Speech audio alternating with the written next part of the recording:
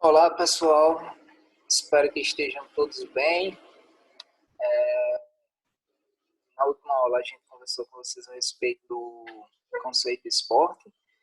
Conversamos também sobre o surgimento do futebol e a chegada do futebol no Brasil. Nesse nosso encontro de hoje, a gente vai conversar de maneira específica sobre as regras do futebol. Deixa eu ver se eu consigo. Vamos lá. Futebol, a filosofia e o espírito das regras. O futebol é o esporte mais popular do planeta. Ele é jogado em todos os países nos mais diferentes níveis. Essa informação você já tem porque a gente já conversou sobre isso. As regras do jogo são as mesmas praticadas pelo mundo afora, desde a final da Copa do Mundo até uma partida entre crianças em um pequeno vilarejo. Então, uma das características do esporte é essa universalização das regras. O que quer dizer essa universalização das regras? A composição de regras que é aplicada no futebol aqui no Brasil, ela também é aplicada em outros países. Itália, França, Argentina, México, Uruguai, Japão. Então, independente do país, as regras que compõem a modalidade esportiva, no caso da gente, o futebol, elas permanecem, elas são as mesmas. Então, não tem diferença do futebol jogado aqui, diferença na questão das regras, tá? Não tem diferença do futebol jogado aqui no Brasil para o que é jogado lá no Japão, na Inglaterra, na França. Segundo ponto, o futebol deve ser praticado com base em regras que propiciem o jogo limpo, chamado de fair play, pois um pilar crucial da beleza do jogo bonito é sua legitimidade. Esta é uma característica vital do espírito do jogo. Os melhores jogos são aqueles em que o árbitro é raramente requisitado, bem como em que os jogadores o disputam sempre com respeito aos demais jogadores, aos árbitros e às regras. Então, como tá o próprio texto diz, né? É, Às vezes a gente, os atletas de uma forma geral, até às vezes a própria comissão técnica, na ânsia de um resultado, de um desempenho, acaba extrapolando um pouquinho. Mas uma das coisas mais importantes, que é uma das essências do jogo, do futebol, é isso, é o jogo limpo, é você respeitar próprios atletas e também o pessoal que compõe o quadro de arbitragem. E o principal, né? Cumprir, obedecer às regras, que elas foram feitas para serem cumpridas.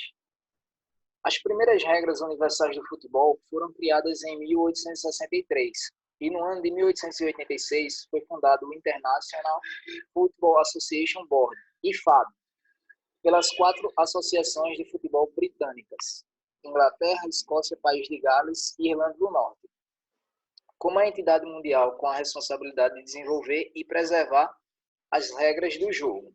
Então, essa IFAB vai ser responsável por desenvolver e preservar as regras da modalidade esportiva futebol. A FIFA, Federação Internacional de Futebol e Associados, criada em 1904, se uniu à IFAB em 1913. Então, de lá para cá, a gente tem esses dois órgãos responsáveis.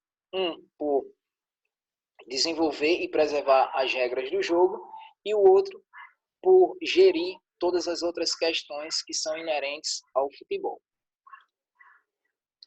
Futebol, o campo de jogo. Vamos falar agora um pouquinho sobre a superfície do campo de jogo. Lembrando que a gente também já deu uma conversada bem rapidinho a respeito disso aqui. Quais são as superfícies permitidas para o futebol? Pode ser uma grama totalmente natural, pode ser uma grama, se o regulamento assim permitir, pode ser uma grama artificial. Se essa grama for artificial, deixa eu ver se apareceu. Pronto, vamos lá. Se essa grama for artificial, ela deve obedecer a essa pequena observação aqui. A cor das superfícies artificiais devem ser verde. Então, se o regulamento permitir que a grama seja artificial, essa grama artificial ela tem que ser verde, tá? Além da grama natural e da grama artificial, a gente tem o gramado híbrido, que é a composição, que na verdade é a junção dessa composição natural com artificial. Uma questão aqui no gramado híbrido. ele não pode estar só em uma zona do campo. O que seria? Então imagina assim, o campo, tá? Da metade para a esquerda ou da metade para a direita, só grama artificial. Da metade para a esquerda, só grama natural. Isso não pode, não é permitido. Em todo o campo tem que ter essa composição mista. Aí a gente tem uma superfície híbrida. Marcação do campo. Agora a gente vai falar sobre marcação do campo. O campo de jogo deve ser retangular e marcado com linhas contínuas que não podem constituir qualquer perigo. Aquelas linhas que demarcam o campo, elas não podem oferecer nenhum tipo de perigo, seja para os atletas ou para o quadro de arbitragem. As duas linhas de marcação mais compridas denominam-se linhas laterais. As duas mais curtas chamam-se linhas de meta ou de fundo. O campo de jogo é dividido em duas metades. Meio de campo por uma linha de meio de campo, linha central, que une os pontos médios das linhas laterais. Pode ser que alguém esteja aí dando uma viajada. Não se preocupe. Lá na frente, nos próximos slides, a gente vai trazer a figura do campo e aí você vai conseguir identificar exatamente o que são as linhas laterais, o que são as linhas de fundo, o que é essa linha central, tá? Não se preocupe. Aqui é mais para a gente poder informar, para lá na frente, ó. Lembra que a gente viu no slide anterior, nos slides anteriores? O centro do campo é marcado com um ponto situado no meio da linha de meio de campo, em volta do qual é traçado um círculo com um raio de 9,15 metros. Isso a gente também vai ver lá na frente. Dimensões do campo.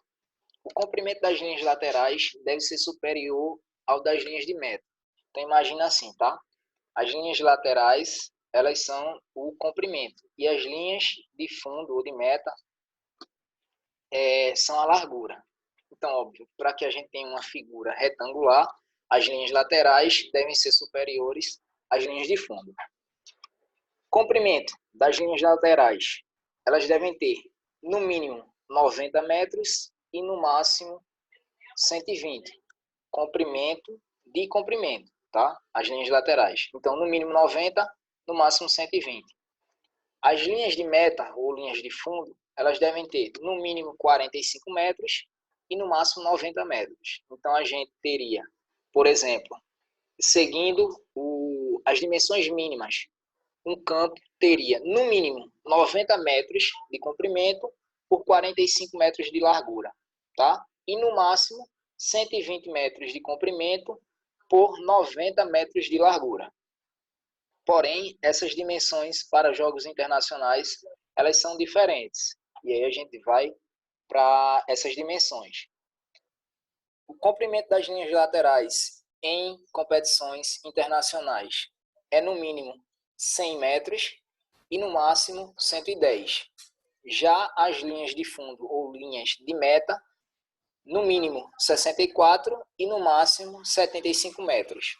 Então, em competições internacionais, se a gente for pegar o padrão mínimo, seria 100 metros de comprimento por 64 metros de largura. E no máximo 110 de comprimento por 75 de largura. Lembra que eu falei que a gente ia mostrar uma imagem que ia facilitar a vida de todo mundo? Pronto, a imagem é essa aí, tá? Quando a gente fala de linhas laterais, a gente está falando disso aqui, ó. Isso aqui são as linhas laterais. Lado direito, lado esquerdo, lado direito, lado esquerdo. Linhas laterais. Essas linhas laterais a gente viu, ó, 90 no mínimo, 120 no máximo. Linha de meta, que é também linha de fundo. 45 ou 90. O outro número que tem aqui é 90, mas aí acho que para vocês não está aparecendo, porque aparece minha imagem. A linha média, que é a linha que divide o meio de campo. O círculo central com um raio de 9,15 metros. A gente também tem, eu não vou falar de todas essas medidas não, tá? Só algumas delas. Aí a gente tem a grande área, 16 5 metros, é pequena área, 5 metros, ponto 50. Da marca do pênalti para a linha de fundo, temos 11 metros. Essa imagem eu botei não especificamente, mas assim, com um carinho muito especial para Val Cleito. Pode ser que ele nem veja esse vídeo, mas aí vocês avisam a ele. Porque só ele para me perguntar a medida de uma barra, né, de futebol. Bem, tá aí as medidas oficiais de uma barra de futebol. Aqui no slide está barra ou baliza, porque lembra, tá em alguns textos vocês vão ler baliza, mas baliza ou barra é a mesma coisa. Então ela tem 7,32 metros de largura por 2,44 de altura. É isso. Chegamos ao final. Se restar, ou se ficou alguma dúvida, ou se o professor não conseguiu ser claro em alguma questão, já sabe, tem o campo de comentários, tem o grupo da escola e tem o grupo da gente no WhatsApp. Se nada disso servir, você pode ir lá no privado e nos mandar alguma mensagem. Beleza? É isso.